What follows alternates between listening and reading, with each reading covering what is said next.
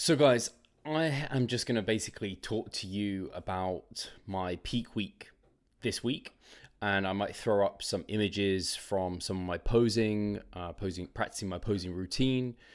Also some posing, basically a week out. Well, it was a week out.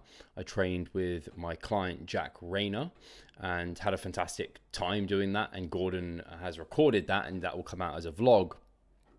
But you will see some posing that Jack actually recorded for me, which was me after just a usual week of dieting, really. And that was a couple of low days at the end of that session. And hopefully you'll see there that you think I look pretty decent. I don't look bad. And that comes to my first kind of point regarding peak week is you should look good going into it. If you're not already looking pretty damn good, peak week is unlikely to solve something. It's not going to take a C to an A. It's taking an A to like an A star, basically, is what we're trying to achieve through peak week. So you're not going to suddenly look a million times better, but that doesn't mean peak week doesn't have any application. But for me, there's a few things to consider with peak week. The main things that we're doing during peak week for me is stress reduction. So stress can be causing water retention, subcutaneous water retention. It can make you look worse. Stress also through inflammation from training can make your muscles look worse. So we're trying to reduce stress. So we're reducing stress through our training. So we're not looking to do any damaging training. We're avoiding heavy eccentrics. We're avoiding high intensities, relative intensities. We're avoiding high volumes. So you can actually look at your training as really just a means of making sure that you're utilizing carbohydrates and glycogen so that your body is ready to replenish those.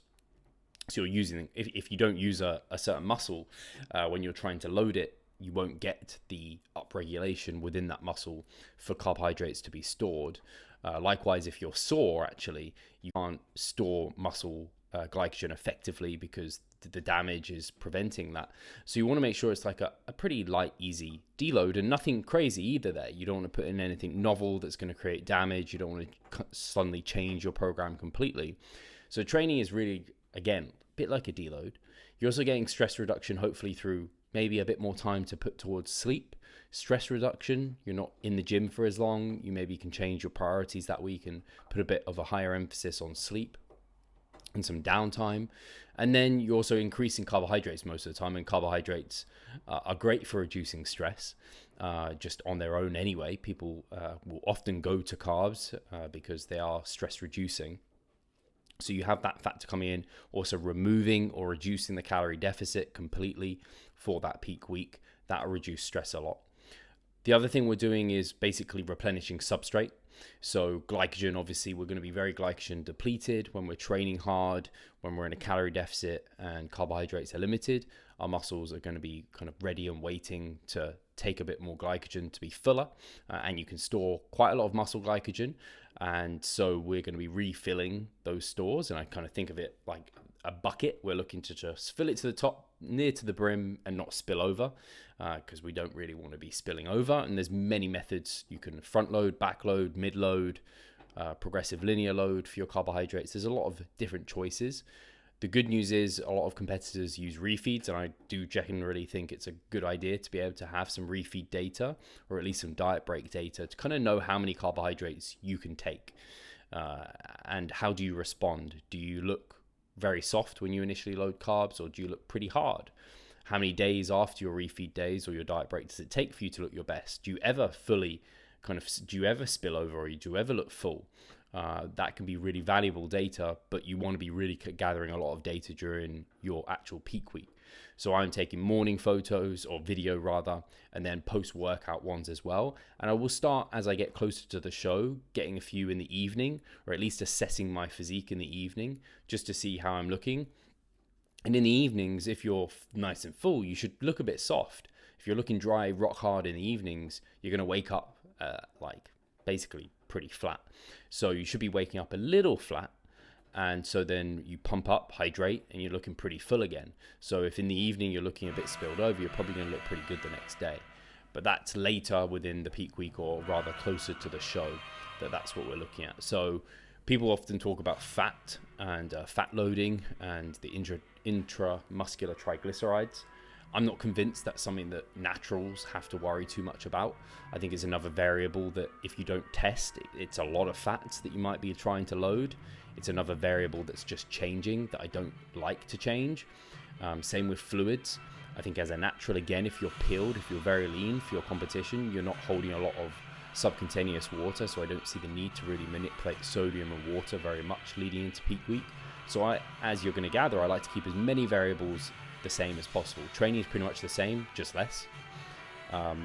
Sodium and fluid intake is pretty much the same, or a little bit more when you're carb loading, and that will come just inherently through consuming sources that have some sodium within them, like maybe a Cocoa Pop, which is what I'm consuming for some of my carbohydrates. And then fluids, again, they're probably upregulate a little bit as you are consuming more carbohydrates, more total food.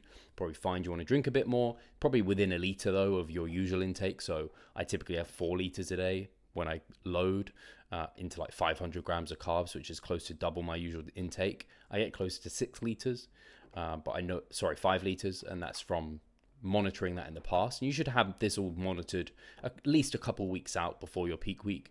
Know how much sodium you're consuming, know what foods sit with you and digest well, know how much fluid you're roughly having, and keep as many variables, I believe, static, so that's really predictable. So if you know something's not looking right, you know it has to be down to carbohydrates, because there's nothing else you've changed.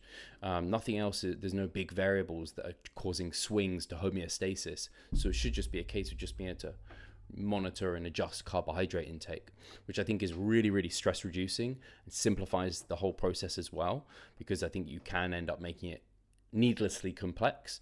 And I'm not saying these other methods don't work. I think they can. I think they're just far more risky, and more often than not, in my experience, the risk isn't worth the reward. And I think as long as you come in ready, which you should be, and if you're a good coach and you have an adherent athlete, and you're an adherent athlete, you should come in ready. And so you should be able to have a pretty smooth ride through your peak week. So I think I've described most of the different variables that you'll be considering during peak week. I don't really remove much. I don't add much apart from carbs. And the carbohydrates I'm consuming as well that I'm adding are things I've eaten before in refeeds or outside of. And they are also lower in fiber. So I'm actually reducing my vegetable intake. I'm reducing my fruit intake. I'm not just doubling my oats and potatoes because they're going to have tons of fiber. So I'm including some jasmine rice. And when my carbs come up higher, I'm having more jasmine rice, more Cocoa Pops, more Snacker Jacks, rice-based products, as you're seeing, and chocolate, which I do enjoy as well. And they're what increasing because they have minimal amounts of sodium with them.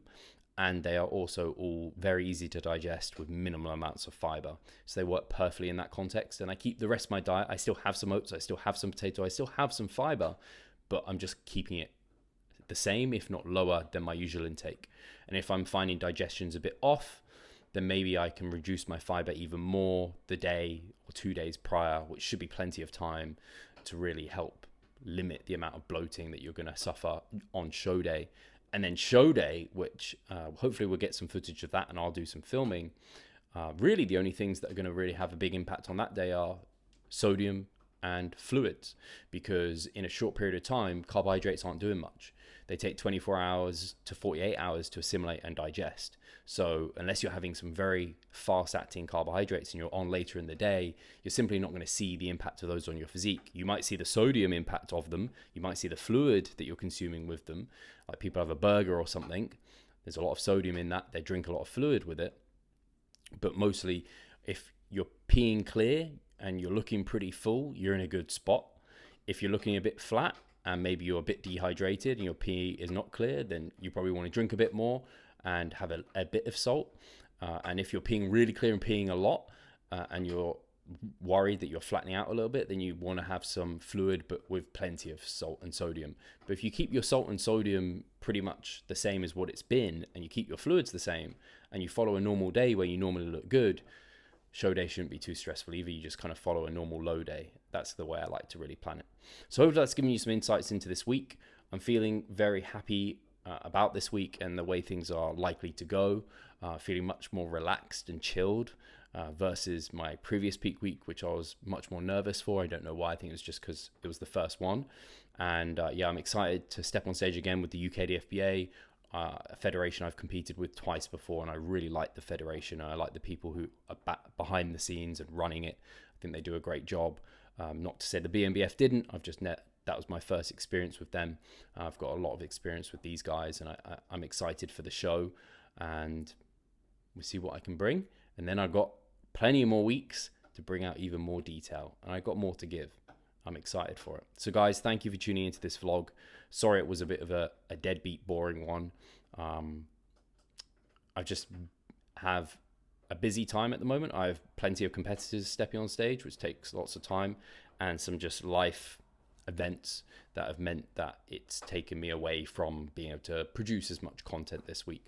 But I'll be back doing more vlogs, and hopefully you're enjoying the ones by Gordon. I'll catch you in the next one. As always, appreciate you for tuning in, and I'll catch you next week or next time, whenever. Let's go.